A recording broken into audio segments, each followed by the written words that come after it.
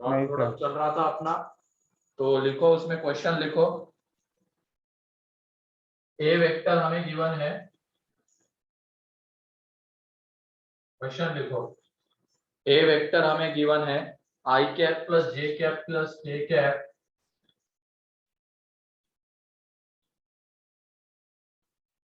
And B vector given है 2i cap minus J cap plus 3k cap 3k cap.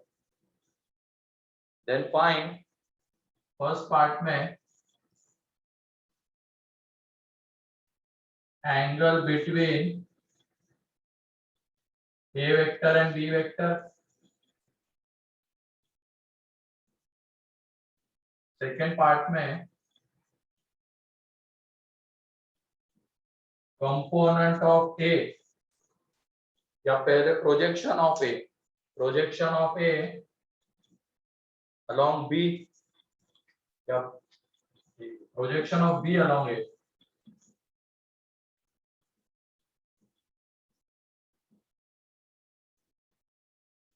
projection of B along A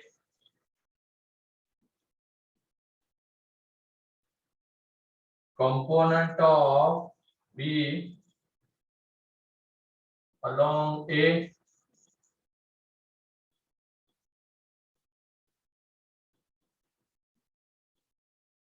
component of B perpendicular to A। तो ये चार part है इस question के। Angle between A vector and B vector, projection of B vector along A vector, component of B vector along A vector and component of B vector perpendicular to A vector. जल्दी से, सारे आसान question से ये theory part में ये सारे बताई गई ये चीजें कैसे क्या करते हैं, तो जल्दी जल्दी।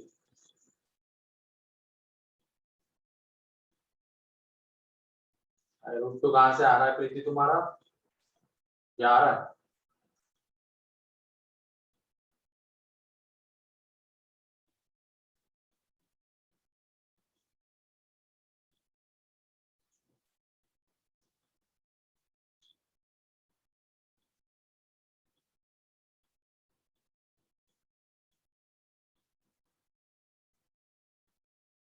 सही है इनो अमोक।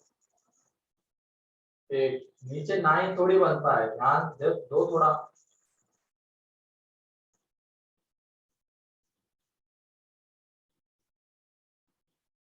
ऊपर में तो 4 आएगा, इतना तो cos theta is equal to 4 upon root 42। Cos inverse 4 by root under 42। हाँ, 4 अपॉन रूट 42।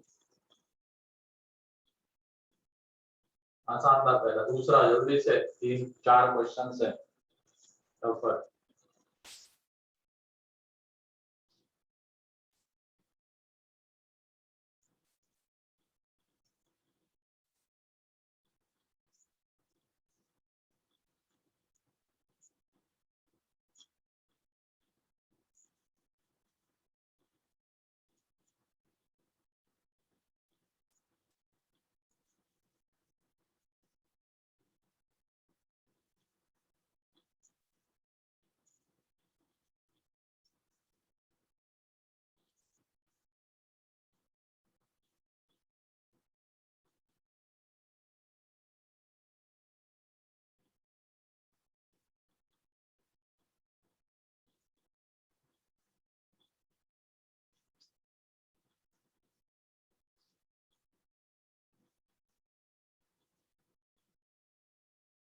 सेकेंड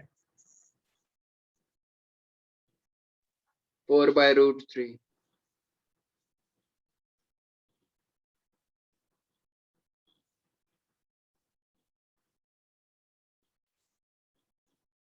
सही है। Third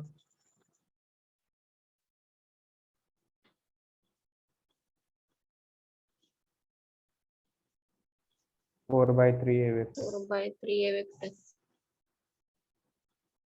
component of B along A चाहिए, मतलब एक वेक्टर आने वाला है।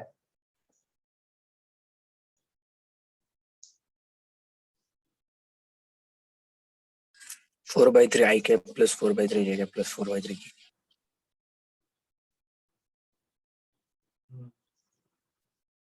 4/3 सही है।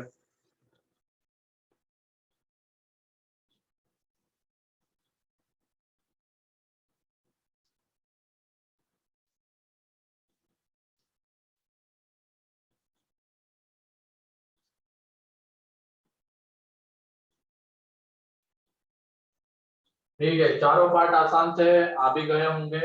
पहले में क्या, angle between A vector and B vector, तो वो कैसे मिलेगा हमें, मान लो इनके बीच का एंगल थीटा है, तो cos थीटा किसके इक्वल रहेगा, A dot B upon magnitude of A into magnitude of B, है कि नहीं।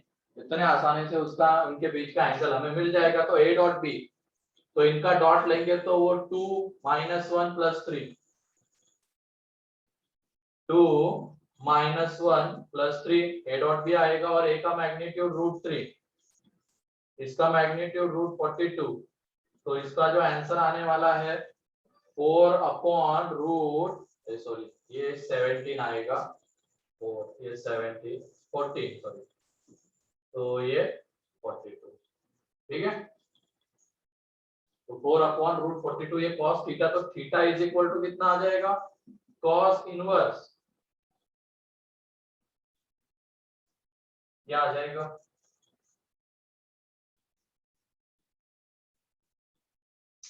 ठीक है। इसमें किसी को क्या ही डाउट होगा, कितने लोगों का आ गया था ये,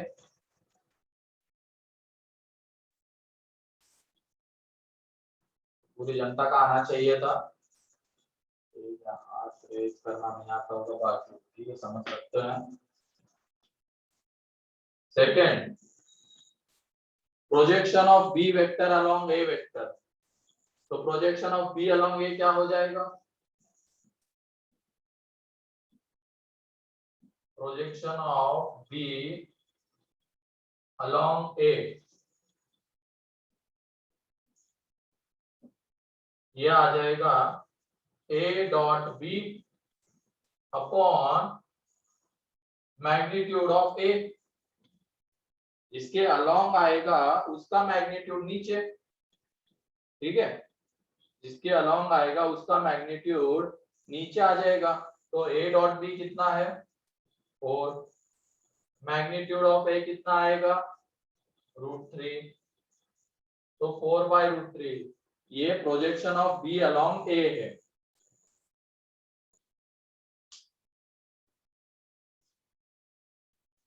फिर आगे ये हो गया होगा मेरे ख्याल से, कितने लोगों का आ गया था ये सेकंड भी, फॉर्मूला है जो थ्योरी में लिखा हुआ है, उसमें बस वैल्यूज पुट करनी है, कुछ नहीं करना है। और अब उसके बाद एक डायग्राम ही बना लेते हैं, उससे ज्यादा क्लियर हो जाएगा। ये बी वेक्टर है, ये ए वेक्टर है, ठीक है, ये बी वेक्टर, ये ए वेक्टर पूरा। तो अब बी का कंपोनेंट हमें एक ही अलोंग, अभी हमने क्या निकाला, ये ओ मान लेते हैं और ये एम, ये प्रोजेक्शन ऑफ बी अलोंग ए मतलब क्या है, एक तरीके से ओएम है इस डायग्राम में, ओएम की लेंथ है, वही प्रोजेक्शन ऑफ बी अलोंग क्या आ जाएगा ए, और इनके बीच का ये एंगल थीटा कितना आ गया, cos इनवर्स 4/√42। अब हमें क्या चाहिए, ए के अलोंग कंपोनेंट चाहिए बी का, मतलब वो एक तरीके से क्या आ जाएगा, ओएम वेक्टर। थर्ड का जो आंसर रहेगा वो क्या रहेगा, ओएम वेक्टर, और ओएम वेक्टर हमें कैसे मिलेगा, magnitude of OM into A cap, ऐसे ही तो मिलेगा।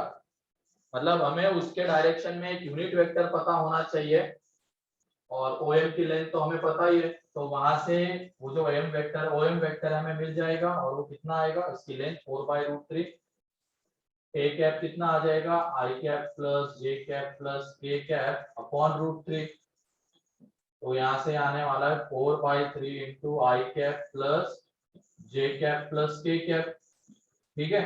यह आ जाएगा OM vector means component of B along A, अब component of B perpendicular to A क्या रहेगा, इसको नाम बी दे देते हैं और इसको ए, कौन सा वेक्टर रहेगा, component of B B perpendicular sin to A, theta. कौन सा वेक्टर, AB.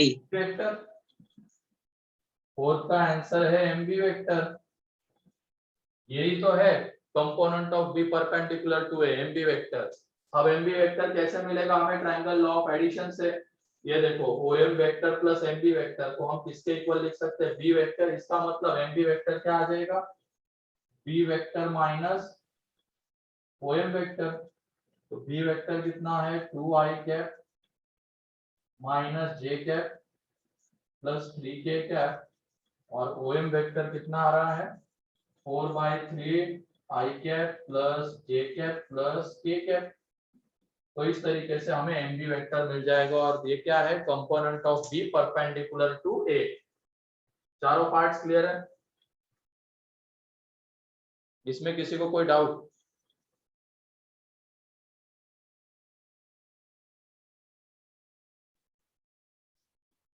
इसमें किसी को कोई doubt,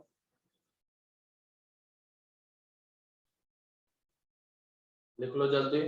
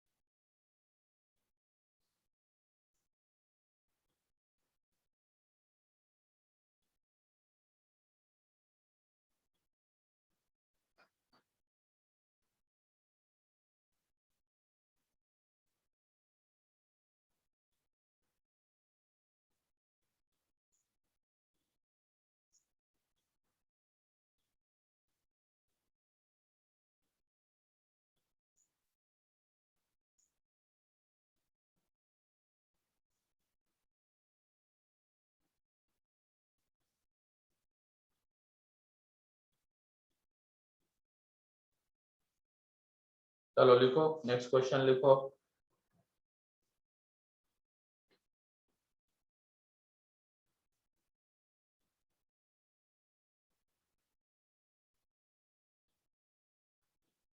Prove that A vector is equal to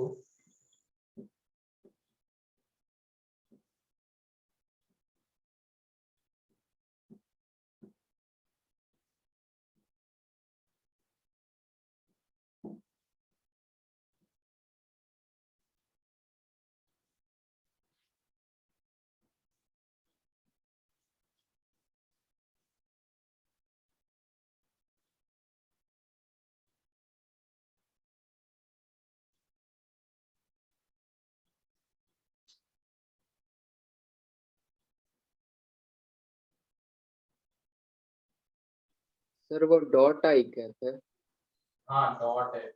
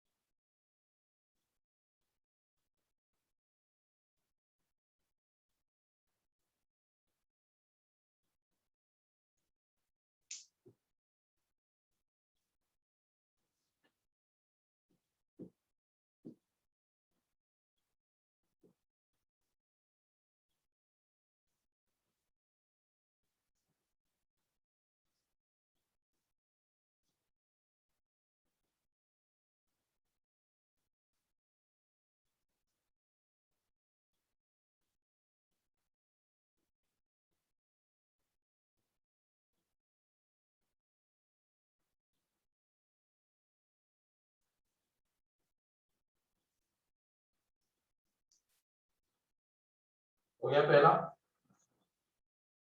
Yes, sir. आसान था। और दूसरा जल्दी करो।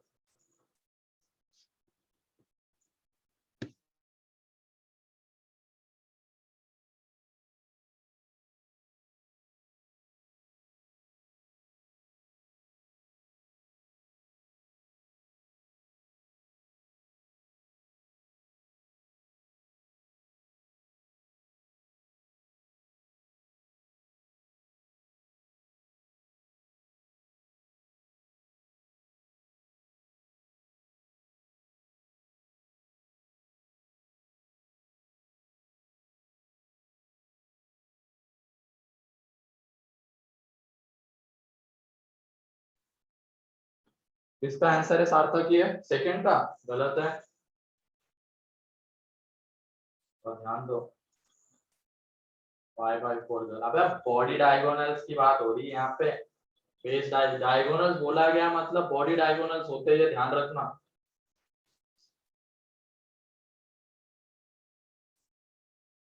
नहीं हो तुम लोग, ठीक है। पहला देखो, ये प्रूव करना है हमें ए वेक्टर। तो ऐसे केस में ए वेक्टर को तुम एज्यूम कर लेना, ए वेक्टर को एक वेक्टर एज्यूम कर लेना, जैसे कि ये A vector is equal to a1 i cap plus a2 j cap plus a3 k cap, ये एज्यूम कर लिया, ठीक है। अब उसके बाद A vector dot I cap, A vector dot I cap कितना आ जाएगा a1, A vector dot J cap आ जाएगा a2 and A vector dot K cap कितना आ जाएगा a3। देयरफॉर इसमें जो आरएचएस था, इसमें जो आरएचएस है वो क्या बन जाएगा a डॉट आई, मतलब a1 I cap, a dot J a2 J cap, a3 के कैप। तो इस तरीके से ये ए वेक्टर हमें मिल जाएगा, ठीक है।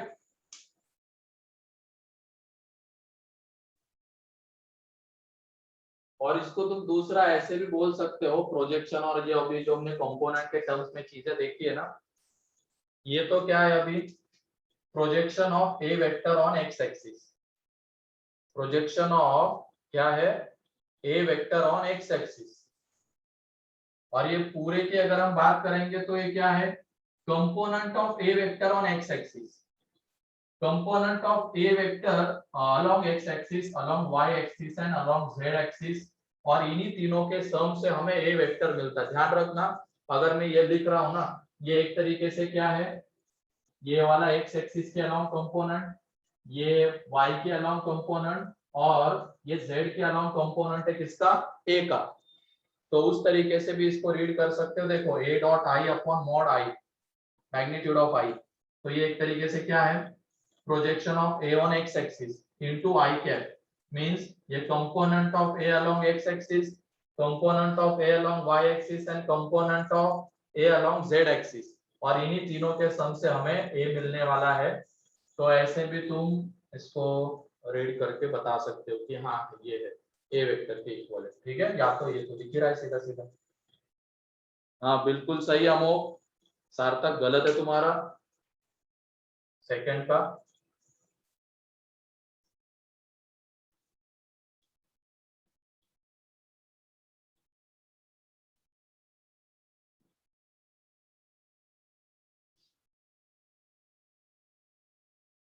हाँ सही है अनिकेत, यज्ञेश गलत है।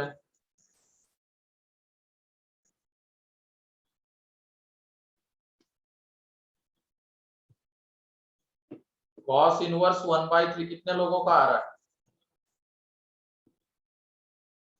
cos इनवर्स 1/3 पार्थ और अनिकेत का भी आ ही रहा था ना। उसके बाद ईशान,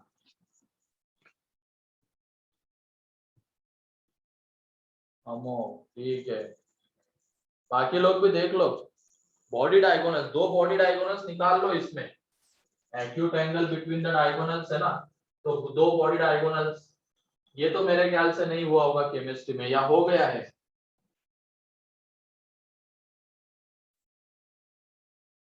हुआ है क्या?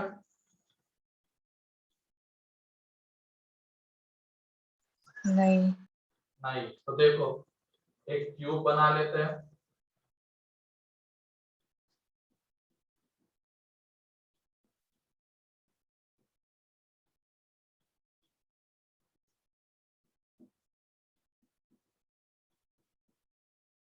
ठीक है, ये क्यूब बना लिया।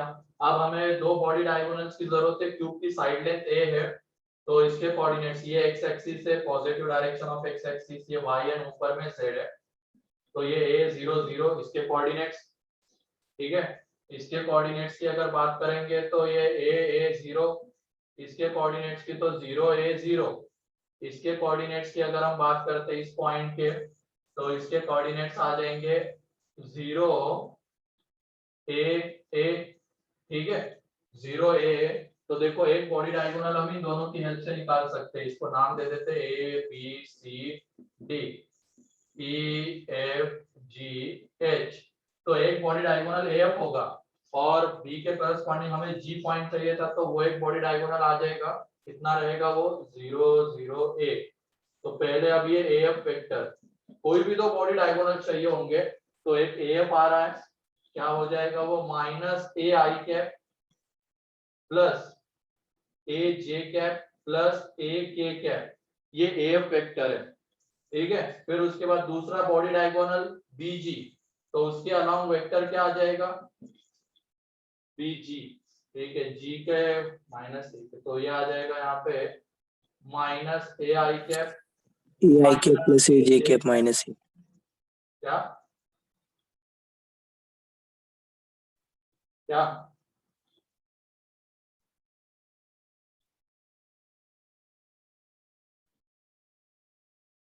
एक क्या क्या कह रहे थे? कुछ नहीं। बीच में मत बोला करो, अगर गलती होती तो फिर बता भी दिया करो ना। तो यहाँ पे सही है ये। अब इनके बीच का एक्यूट एंगल चाहिए, तो एक्यूट एंगल चाहिए तो हम क्या लगा देंगे उसके ऊपर मॉड। ठीक है, और cos थीटा किसके इक्वल आ जाएगा AF vector dot BG vector upon magnitude of AF vector into magnitude of BG vector. तो यहाँ से जब तुम निकालोगे AF डॉट BG, तो ये आ जाएगा माइनस माइनस प्लस, तो ये a square minus a square plus a square upon √3 into a √3 into a। तो ये a स्क्वायर, एक a स्क्वायर गया नीचे में, a स्क्वायर गया, तो ये क्या बचता है 1/3। तो थीटा इज इक्वल टू कितना आ रहा है cos इनवर्स। तो क्या सॉलिड स्टेट में एंगल निकालना भी बताया था क्या? नहीं सर। तुम लोगों को ही पता नहीं, तुम्हें क्या दो लोग बोल रहे कि हाँ ये बताया गया, दो लोग बोल रहे नहीं बताया गया। ठीक है, अभी तो मैं बता रहा हूँ, लिख लो इसको। तो बॉडी डायगोनल्स के बीच का एक्यूट एंगल कितना आएगा ये, और ऑब्ट्यूज क्या हो जाएगा पाई माइनस कॉस इनवर्स 1/3, है कि नहीं?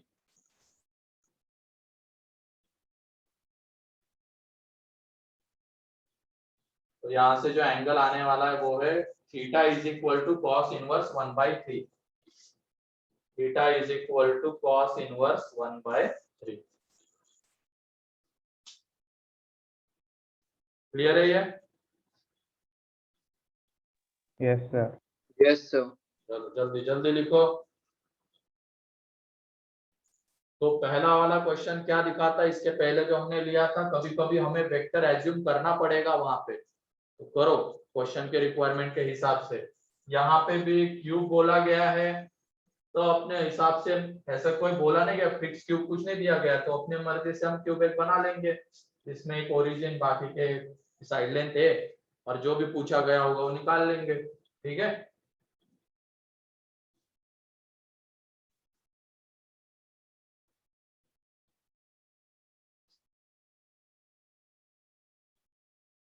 जल्दी।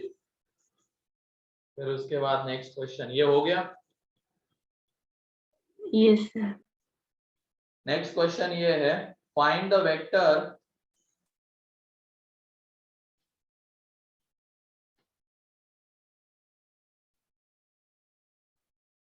find the vector parallel to xy plane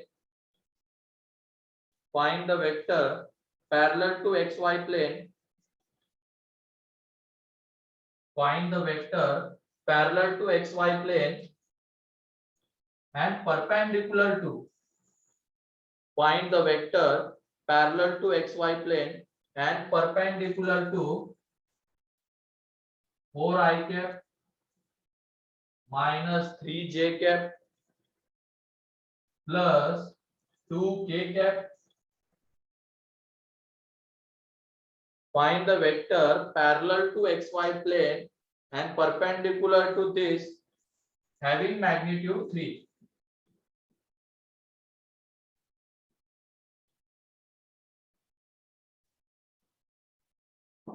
Having magnitude 3. एक xy प्लेन के पैरेलल वेक्टर है, इसका मतलब k कैप का कोएफिशिएंट कितना रहेगा? बोलो। xy प्लेन के पैरेलल है मतलब वो एक तरीके से xy प्लेन में ही है। बात की जाए, मान लो ये xy प्लेन है, यहाँ पे अगर मैं कोई वेक्टर लेता हूँ तो एक्चुअल में ये इसी प्लेन में हम बोल सकते हैं वेक्टर शिफ्टिंग के थ्रू। तो xy प्लेन के पैरेलल देने का मतलब वहां पे उसका z कंपो मतलब वो k कैप का कोएफिशिएंट वो 0 होगा। ठीक है,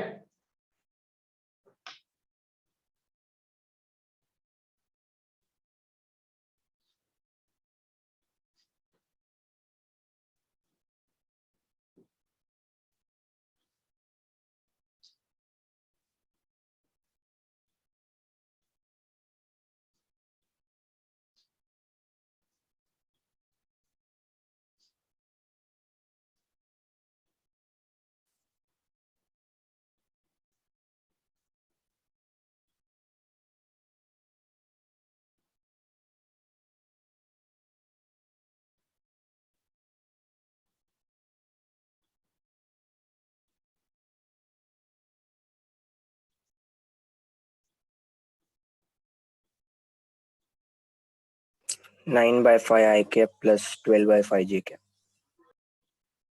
सही है, और प्लस माइनस आएगा।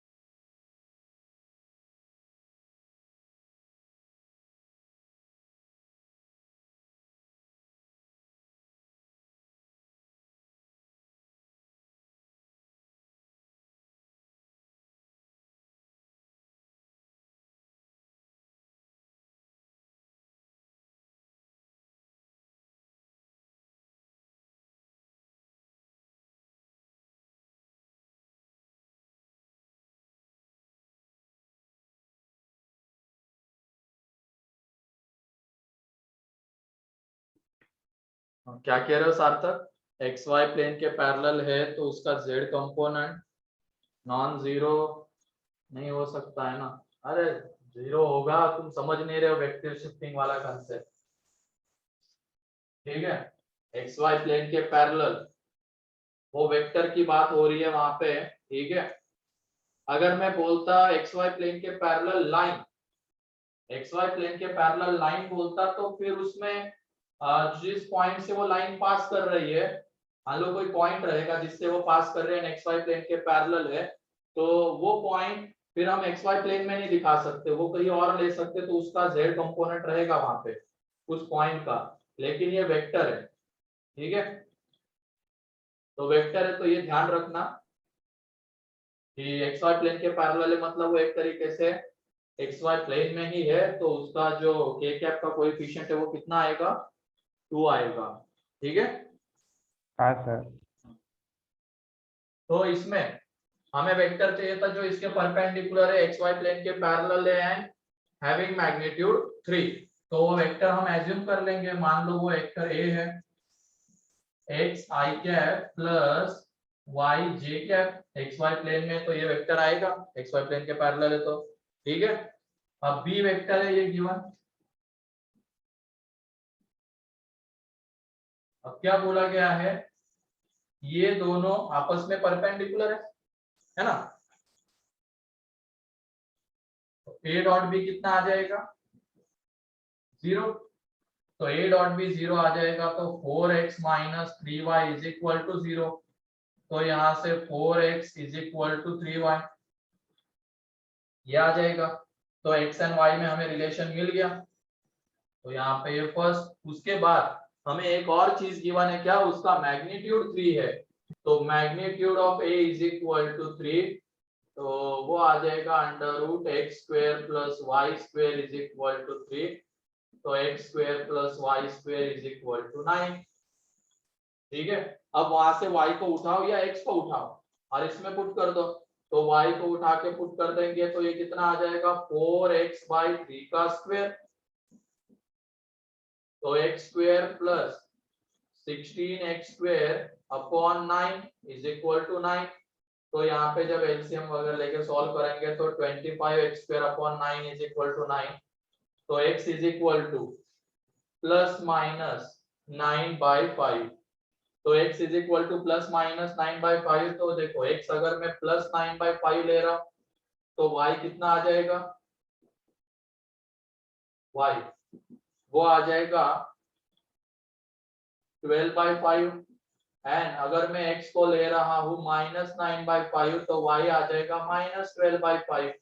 तो इस तरीके से दो वेक्टर्स हमें मिल जाएंगे, दो पॉसिबिलिटीज आएगी ये वेक्टर की, कौन सी, एक तो प्लस आई कैप प्लस 12 जे कैप अपॉन 5, और बाहर में ही प्लस माइनस लगा देंगे तो इसी में वो दो पॉसिबिलिटीज आ जाएगी। ठीक है, क्लियर है ये।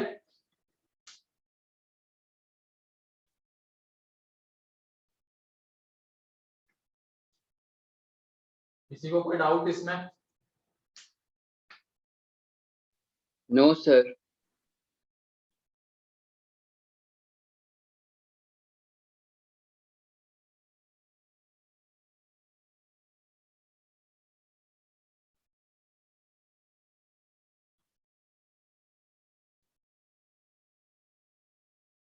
ठीक है, नेक्स्ट क्वेश्चन अब।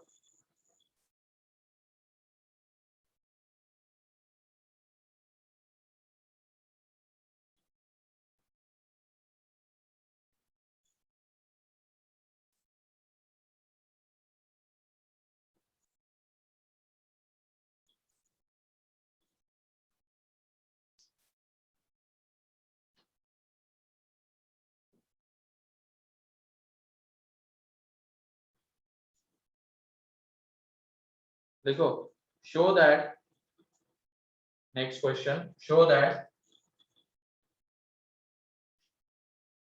Direction cosines, show that direction cosines of a line, show that direction cosines of a line, show that direction cosines of a line which is perpendicular to, which is perpendicular to the lines, which is perpendicular to the lines having direction cosines, having direction cosines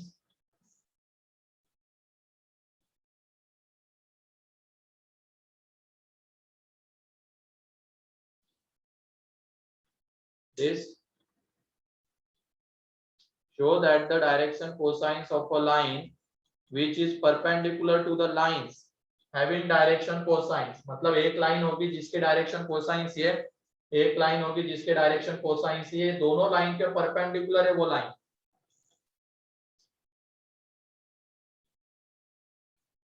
perpendicular to the lines having direction cosines this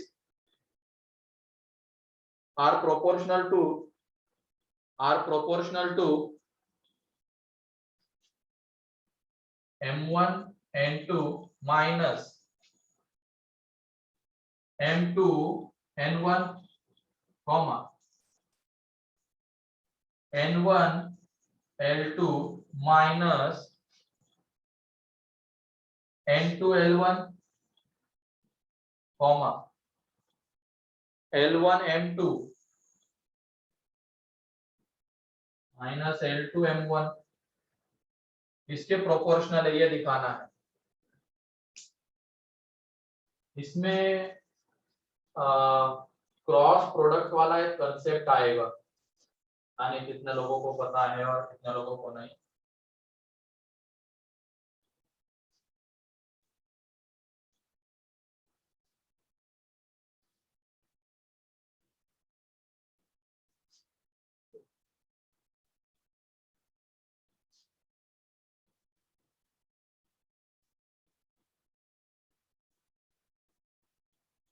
ये vector का cross product नहीं, दूसरा cross product है, वो जो fundamental of maths का होता है।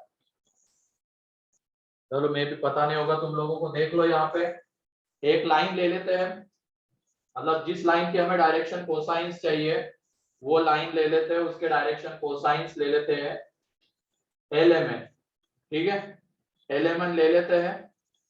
तो late LMN are the DCs of required line, ठीक है। तो उसके अलोंग वेक्टर क्या आ जाएगा, एक unit vector Li cap plus Mj cap plus Nk cap आएगा उस लाइन के अलोंग यूनिट वेक्टर, बोलो। Yes sir. फिर Yes, उसके sir. बाद ये जो दो लाइंस गिवन है L1 M1 N1, एक लाइन के डायरेक्शन कोसाइन से एंड दूसरे लाइन के डायरेक्शन कोसाइंस ये है, तो उनके अलोंग भी हम एक यूनिट वेक्टर लिख सकते हैं। तो जो गिवन लाइंस है, unit vector along given lines,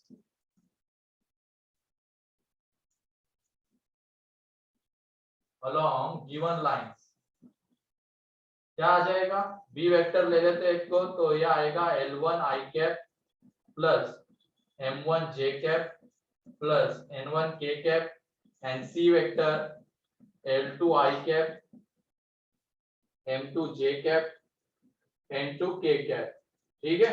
जो गिवन लाइंस थी उनके अलोंग यूनिट वेक्टर ये आ जाएंगे, और जो रिक्वायर्ड लाइन है हम मान लेते हैं उसके डीसीज है LMN, तो उसके अलोंग यूनिट वेक्टर ये हो जाएगा। अब ये बोला गया है जो रिक्वायर्ड लाइन है वो इन दोनों के परपेंडिकुलर है, वो इन दोनों के परपेंडिकुलर है, तो यहां से बताओ A डॉट B कितना आएगा, 0 एंड A डॉट C भी कितना आएगा, 0 क्योंकि ये वेक्टर्स लाइन के अलोंग है। अगर ये वेक्टर लाइन अगर आपस में परपेंडिकुलर है तो उनके अलोंग जो वेक्टर आ रहे हैं वो भी आपस में परपेंडिकुलर, तो ये वेक्टर B के परपेंडिकुलर, ये वेक्टर C के परपेंडिकुलर, तो उनका डॉट 0। तो यहाँ से देखो कितना आ जाएगा, L into L1 plus M into M1 plus N into N1 is equal to 0, L into L2 plus M into M2 plus N into N2 is equal to 0। अब तीन वेरिएबल से LMN, लेकिन इक्वेशन है दो, तीन variables दो equation, तो इसमें यूज होता है वो क्रॉस प्रोडक्ट वाला कंसेप्ट। यहाँ पे L अपॉन क्या आ जाएगा, इसके प्रोपोर्शनल रहेगा वो M1 into N2, M1 into N2 minus M2 into N1, ये पता है क्या, हो जाता है वैसे 10th में या 9th में कहीं पे आता है। तो ध्यान रखना, अगर तीन वेरिएबल और दो ही इक्वेशन से, इधर कांस्टेंट टर्म नहीं है, तो उस केस में ये वेरिएबल्स किसके प्रोपोर्शनल रहते हैं वो हम निकाल सकते हैं इस क्रॉस प्रोडक्ट वाले रूल के हेल्प से। तो इसमें क्या हो जाएगा, L अपॉन क्या आ जाएगा, m1 into n2 minus m2 into n1, फिर उसके बाद माइनस m अपॉन ध्यान रखना L1 into n2 minus L2 into n1, L1 into n2 minus L2 into n1, फिर उसके बाद n अपॉन कितना आ जाएगा L1 इंटू m2 हाँ माइनस, सर ये था। हाँ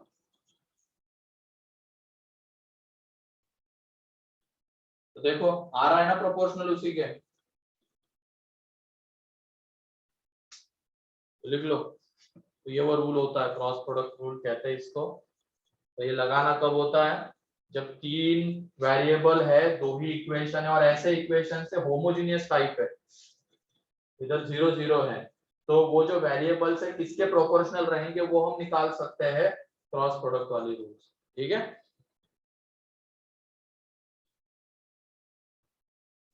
कितने लोगों को पता था ये?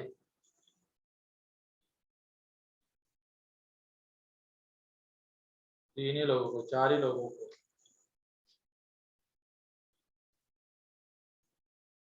और तुम तो कोरोना वाले प्रोडक्ट नहीं हो, तुम तो 10th पढ़ के आए हो अच्छे से। अभी वो 11th के बच्चों को पूछता हूँ मैं, कुछ ऐसे हाल हो जाते हैं ना उनके, बाप। जो भी टॉपिक बोलते हैं एलिमिनेट कर दिया था सर ये टॉपिक, एपी सर हटा दिया था, तो उनको ये तक पता नहीं है कि अगर एपी होती है एबीसी एपी में तो 2b is equal to a plus C आता है, ये तक उनको नहीं पता है।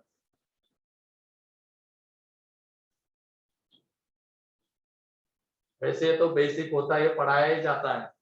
हाइट एंड डिस्टेंस के क्वेश्चन तो उसमें होते ही होते हैं, वो हटाते नहीं कभी टॉपिक।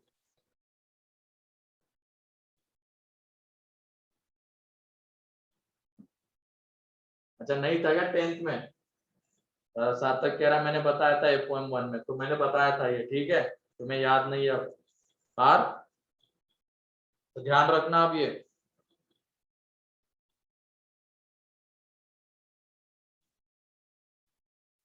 ऐसे कोरोना वाली जनरेशन ही कैसी होगी पता नहीं। डॉक्टर तो फर्जी होंगे सारे जो इस पीरियड में निकले हैं। ध्यान रखना जब भी इलाज कराने जाओगे ना आगे फ्यूचर में, तो देख लेना पासिंग ईयर कौन सा है उसका, उसके बाद ही पता चले कुछ करवाने गए और कुछ का कुछ करवा के आ गए।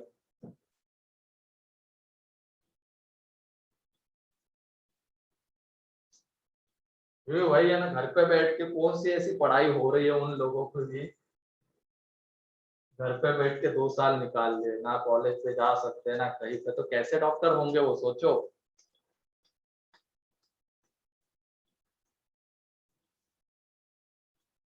ठीक है, आगे बढ़ते हैं।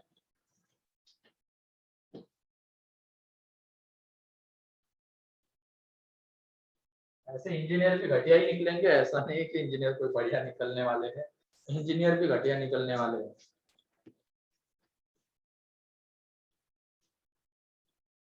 घर पे बैठ के प्रैक्टिकल एग्जाम दे रहे, कैसे प्रैक्टिकल एग्जाम होगी घर पे? तो प्रैक्टिकल एग्जाम के नाम पे असाइनमेंट लिखवा रहे हैं। तो देखो इंजीनियर भी कैसे निकलेंगे, देख। ठीक है, तुम भी उसी लाइन में जाने वाले हो ऐसा लगता है मेरे को, है नहीं? अच्छे इंजीनियर बनोगे ना तुम लोग? Yes Yes, sir. हाँ, दो लोगों की आवाज है, बाकियों को तो पता ही है ना कहाँ जाना है हमें। नासिक के कॉलेजेस हमें भरने हैं, है कि नहीं? नासिक के कॉलेजेस हम नहीं भरेंगे तो कौन भरेंगे, उनको पता है। नासिक का उद्धार हमें करना है, पता नहीं नासिक का क्यों उद्धार करना है इन लोगों को। आमचा नासिक करते घूम रहे होंगे बाद में, 1 साल बाद। सही कह रहा हूं ना अमोक?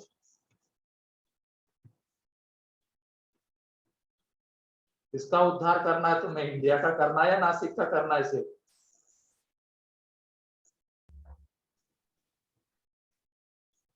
आईआईटी का उद्धार करना है क्या? अच्छा ठीक है भाई, करो आईआईटी का उद्धार करो, पहुंचो वहां पे। ठीक है, और बहुत सारे लोग निकलेंगे जो नासिक का उद्धार करने वाले हैं। ठीक है, आगे।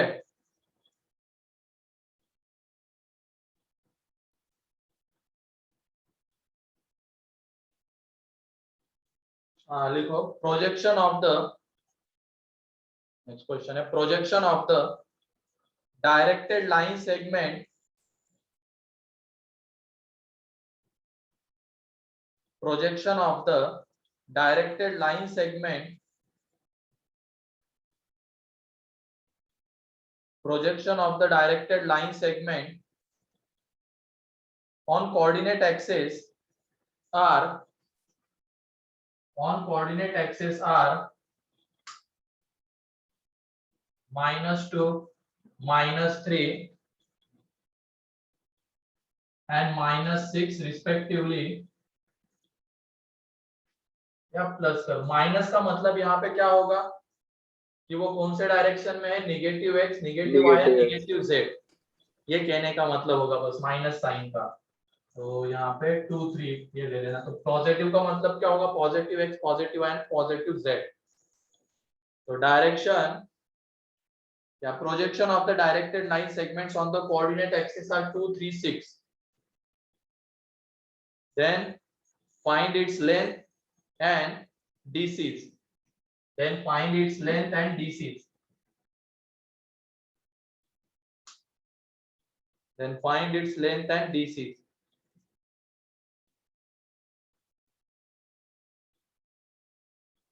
क्वेश्चन ये है, projection of the directed line segment on coordinate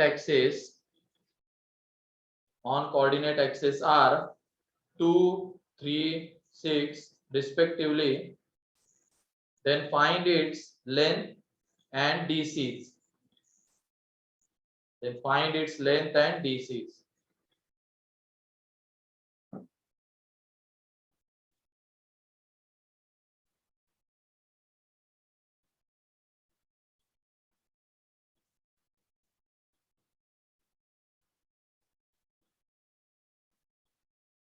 Length √13.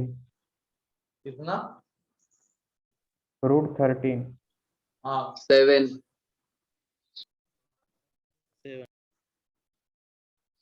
7 आता है क्या आता है? इतना 36 + 9 + 4 7 7 आता है, 7 रे 7 आएगा। ठीक है, हाँ सर। क्योंकि अभी जस्ट वो एक एग्जांपल हमने लिया था, कौन सा, वो a vector dot I cap into I, उसमें मैंने बता दिया था एक्चुअल में वो अगर a वेक्टर हम कोई लिख रहे हैं, जैसे ये वेक्टर लिखा है, तो ये क्या है उसका, ये L उसका प्रोजेक्शन ऑन x एक्सिस है, और ये उसका कंपोनेंट ऑन x एक्सिस, ये M क्या है उसका प्रोजेक्शन ऑन y एक्सिस है, ये component on y axis along y axis, ये प्रोजेक्शन ऑन z एक्सिस है, ये कंपोनेंट अलोंग z एक्सिस है। तो ऐसे ही हमें इसके प्रोजेक्शंस गिवन है x y z के अलोंग, तो हम वो वेक्टर लिख ही सकते हैं ना, डायरेक्टेड लाइन सेगमेंट को अलोंग एक वेक्टर लिख सकते हैं, क्या आएगा वो, 2i cap vector along line,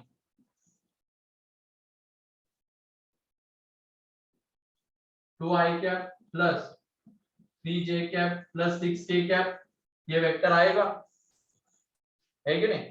तो ये वेक्टर अगर आएगा तो देख लो इसका मैग्नीट्यूड कितना आ रहा है, 7। ये आ जाएगा √4 + 9 + 36 दैट इज 7। एंड अब इसके अलोंग एक यूनिट वेक्टर क्या आने वाला है, वो 2/13,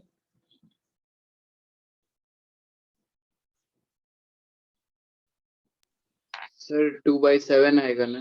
अच्छा 7 7, तो उसके डीसीज क्या हो जाएंगे, 2/7, 3/7 एंड 6/7। ठीक है, ये डीसीज है।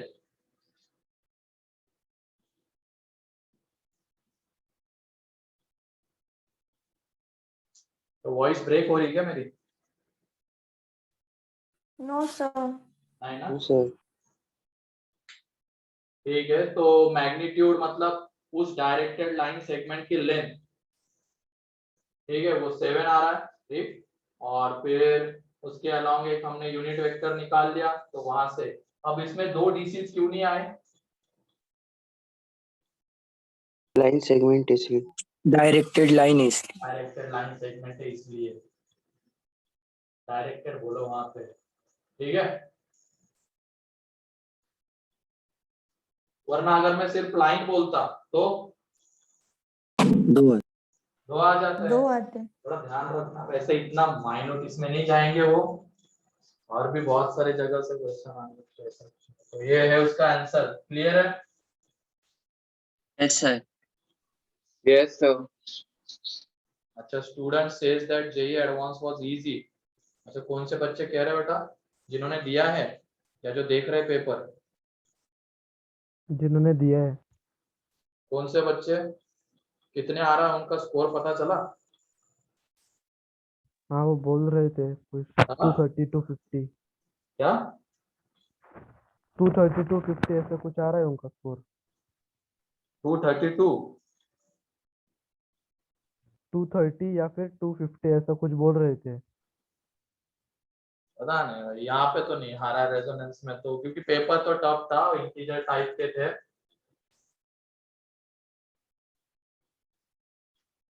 पेपर 1 थोड़ा रिलेटिवली इजी था, लेकिन 2 बेकार था।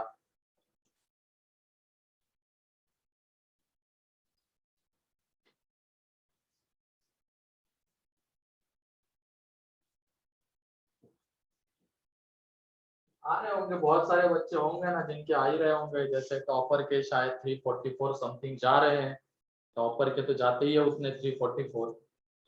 तो अब टोटल बच्चे भी तो देखो 2.5 लाख है, उसमें से बस 100-200 बच्चे के लिए वो पेपर इजी रहता है, वो स्कोर कर लेते हैं, 280 290 के प्लस कर रहे होंगे। बाकी तो फिर 1000-2000 वाले रेंज के वही आते, 50-60% के आसपास रहते हैं।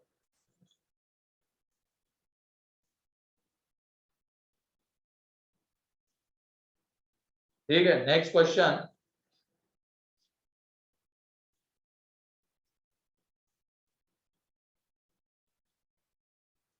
if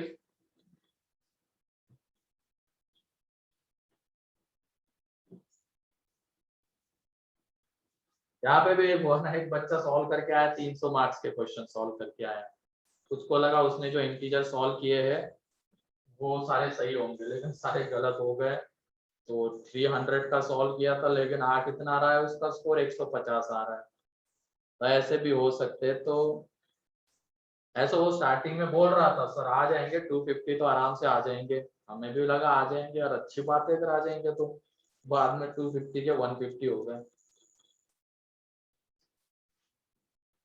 ठीक है, next question. A 6 3 2 B 514 C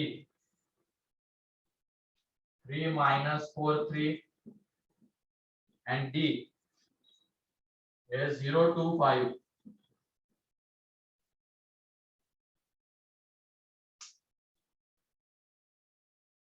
Are 4 points. Then find projection of line segment. Then find projection of line segment AB. Then find projection of line segment AB on CD. Then find projection of line segment AB on CD. Find projection of line segment AB on CD.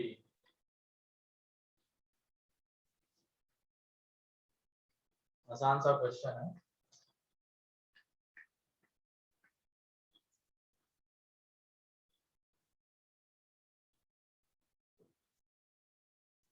और नासिक का बच्चा है क्या जिसका तुम बोल रहे हो? हाँ सर। तो करेगा यार, वो तो टॉप कर जाएगा नासिक। ठीक है, अपने यहाँ से नहीं आएगा इस बार, तुम ले आना। लाओगे कि नहीं अच्छे मार्क्स अगले साल?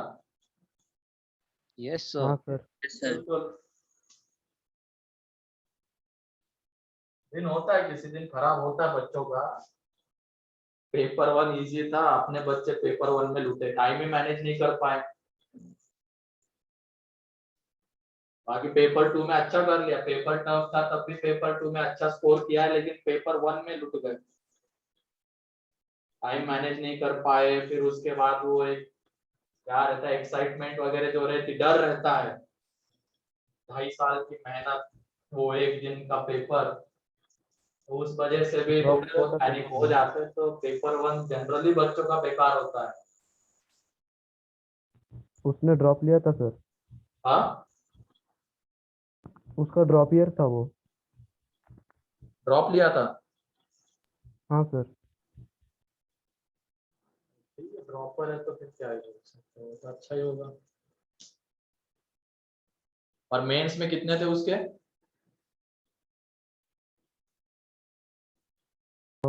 थे सर कुछ तो 99 अबव परसेंटाइल थे चारों अटेम्प्ट में। ठीक, चलो बढ़िया है फिर, करेगा वो, टॉप करेगा फिर नासिक। 232 मतलब आ जाएगी उसकी रैंक, आ जाएगी कितनी, जो ट्रेंड देखा जा रहा है 500 के आसपास रैंक आएगी उसकी, 500-600 बढ़ जाएगा। अब अंडर 500 भी हो सकता है, देख लो। 360 का पेपर है और 240 पे, 500 के अंदर रैंक आ रही है, 250 पे।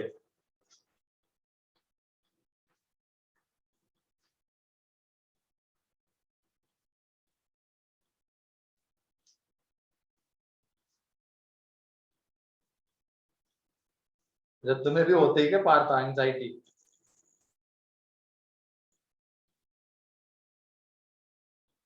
पार्थ,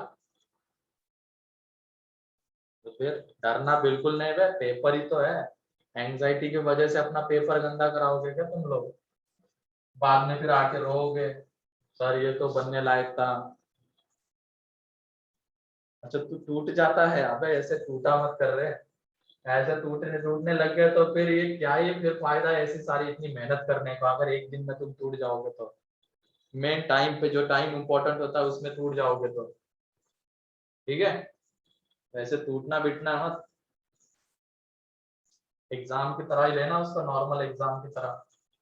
वैसे अभी तो पता नहीं चलेगा, उस दिन नहीं रहती है, थोड़ी सी रहती है।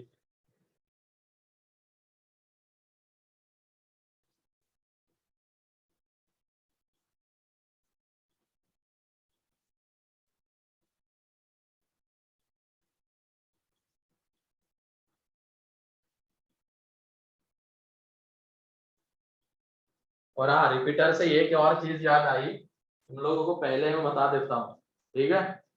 ये जो तुम्हारा पहला अटेम्प्ट है, उसमें जो तुम परसेंटाइल लाओगे वही तुम्हारा सबसे हाईएस्ट हो सकता है, क्योंकि जो पहला अटेम्प्ट रहेगा, रिपीटर तो अभी शुरू होगा देखो, और मान लो फेब में तुम्हारा पहला अटेम्प्ट आएगा, तो रिपीटर्स के पास कितना टाइम बचा है? 4 से 5 महीने बचे, 4 महीने बचे बस, ठीक है। तो 4 महीने में वो इतना ज्यादा नहीं पढ़ पाएगा, लेकिन जब दूसरा अटेम्प्ट आएगा तो उस टाइम पे फिर रिपीटर पूरी तरीके से तैयार रहेंगे, एंड फिर वो छोड़ देंगे।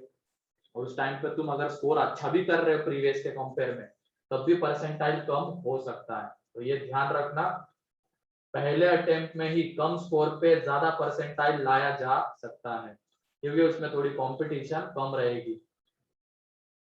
कंपटीशन से वैसे भागने की जरूरत नहीं होती, फेस तो करना ही होता है, लेकिन एक प्रैक्टिकल चीज बता रहा हूं मैं।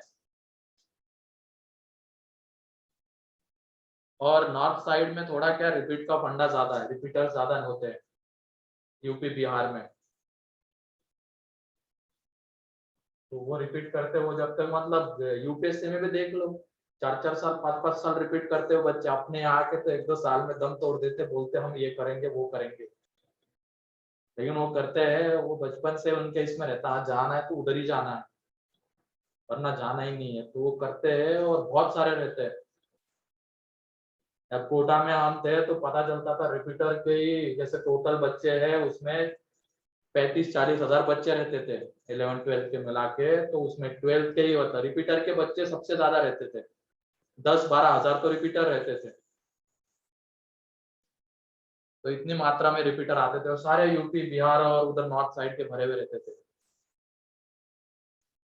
और रिपीटर भले ही टॉप नहीं करते होंगे, लेकिन सबसे ज्यादा सिलेक्शन रिपीटर्स के होते हैं। अगर तुम जाओगे आईआईटी में तो तुम्हें दिख जाएंगे 70-60% बच्चे रिपीटर्स है, फ्रेशर्स 30-40%। रीजन भी वो तीसरा साल लगा रहे पढ़ने में, उनको बोर्ड का पढ़ना नहीं होता है, वो कर लेते, टॉप तो नहीं कर पाते लेकिन आगे तो होते, सिलेक्शन वाइज तो ज्यादा रहता है। देख लो, पहले अटेम्प्ट के लिए जितनी जी जान लगा सकते हो लगाओ, ठीक है? आ रही बात समझ में या नहीं? वरना अगर Yes, कोई sir. सोच के बैठा हो Yes, sir. दूसरे में करेंगे, टाइम तो बहुत है, वो है, कुछ नहीं है फिर। Yes sir.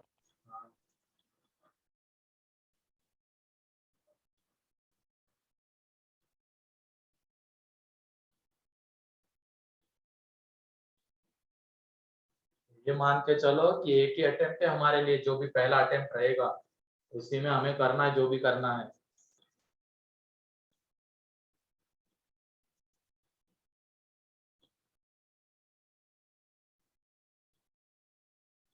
तो जल्दी से बताओ कितना आ रहा है, -5/7 आ रहा है क्या? Yes, sir. Yes, sir. चलो ठीक है, तो ए बी के अलाउंग वेक्टर क्या आएगा बताओ? ए बी वेक्टर क्या आ जाएगा यहाँ पे? -i cap -2j cap -i cap -2j cap plus 2k cap. फिर उसके बाद सी डी वेक्टर कितना आ जाएगा? -3i cap plus 6j cap plus 2k cap, ये आ जाएगा। अब हमें किसका, ए बी का सी डी के ऊपर चाहिए था ना, तो ए बी का प्रोजेक्शन सी डी के ऊपर क्या आ जाएगा? A B dot C D upon magnitude of C D. तो A B dot C D कितना आ जाएगा? ये 3 - 12 + 4 divided by magnitude of C D, तो ये √9 + 36 + 4, तो ये आ जाएगा -5/7। ठीक है, तो माइनस, मान लो हम ये डायग्राम बना रहे हैं, ये ए बी वेक्टर और ये सी डी वेक्टर, तो -5/7 आने का मतलब क्या है? किसी एक की डायरेक्शन उल्टी होगी, जैसे सी डी अगर इधर हम ले रहे तो वो गलत है, सी डी एक्चुअल में इधर होगा। माइनस का बस ये मीनिंग रहता है यहाँ पे।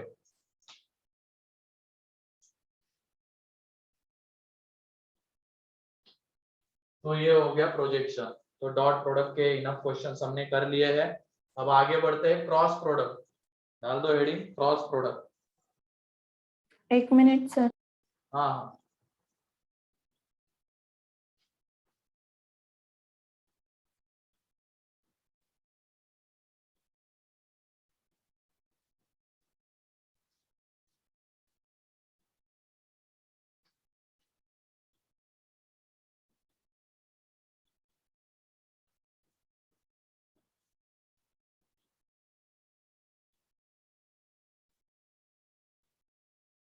क्रॉस प्रोडक्ट या इसी को कहेंगे वेक्टर प्रोडक्ट भी कहते हैं, क्रॉस प्रोडक्ट या vector product.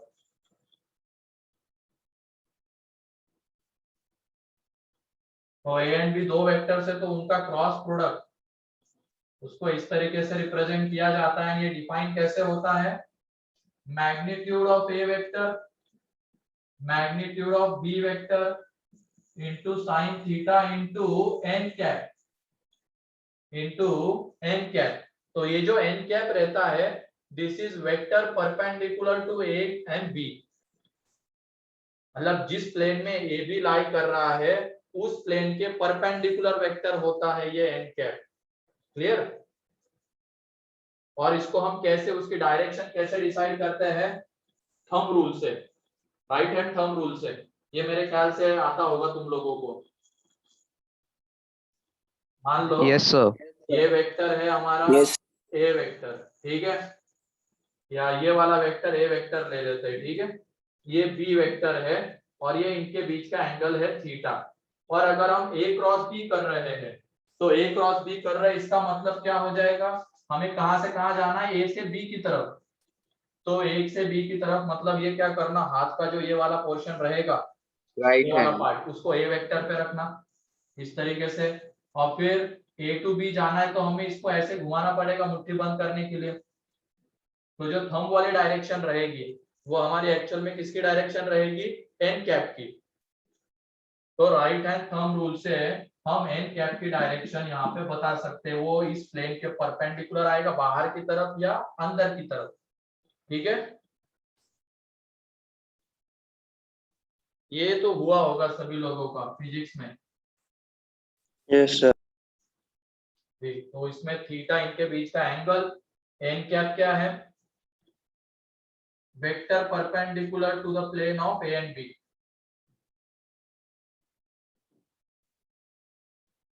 To the plane of A vector and B vector. The vector perpendicular to plane containing A and B.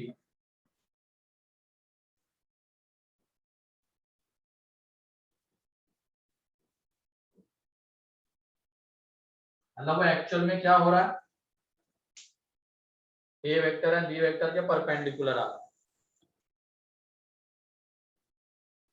तो इस तरीके से क्रॉस प्रोडक्ट को डिफाइन किया जाता है, A cross B, magnitude of A into magnitude of B into sine theta into N cap. ये N cap क्या रहेगा? ए बी वेक्टर को कंटेन करने वाला जो प्लेन है उस प्लेन के परपेंडिकुलर वेक्टर, मतलब ए एंड बी के परपेंडिकुलर वेक्टर। ठीक है, तो और उसकी डायरेक्शन कैसे है? राइट हैंड थंब रूल से। तो ए से बी की तरफ जाना है तो थंब वाली जो डायरेक्शन रहेगी वो एन कैप की डायरेक्शन रहेगी, क्योंकि दो पॉसिबिलिटीज होती है ना परपेंडिकुलर इस प्लेन के, एक तो बाहर की तरफ हो या तो अंदर की तरफ हो। मैग्नेटिक फील्ड तुम्हारी उसी से तो निकलती है ना, right hand thumb rule. Yes, sir. Yes हुआ नहीं सर, क्या वो टॉपिक? हो गया सर। चल रहा है sir. बस अंदर दिखाना होता है तो इस तरीके से दिखाते हैं, मैग्नेटिक फील्ड अंदर की तरफ है और बाहर दिखा, ऐसा कुछ होता है। चलो इधर अपने को तो फिजिक्स करना है, तो ये रहा। तो N vector perpendicular to the plane containing A vector and B vector, and उसकी डायरेक्शन आती है राइट हैंड थंब रूल से। तो क्लियर है क्रॉस प्रोडक्ट। तो बाकी की जो इसकी चीजें हम नेक्स्ट लेक्चर में देखेंगे, इसकी प्रॉपर्टीज, इसके ज्योमेट्रिकल रिप्रेजेंटेशन, ये सब नेक्स्ट लेक्चर में। ठीक है, तो आज के इसमें किसी को कोई डाउट?